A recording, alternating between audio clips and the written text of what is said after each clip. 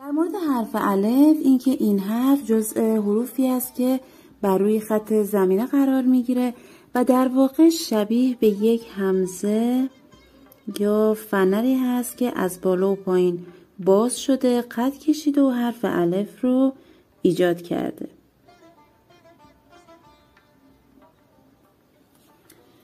خب حالا در مورد حرف الف این که این حرف 3 ویژگی داره.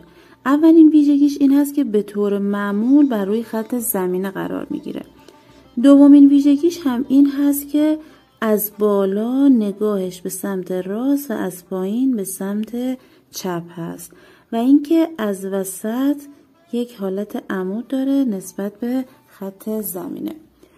و اینکه سومین ویژگیش هم این هست که به اندازه 3 نقطه باید ارتفاع داشته باشه.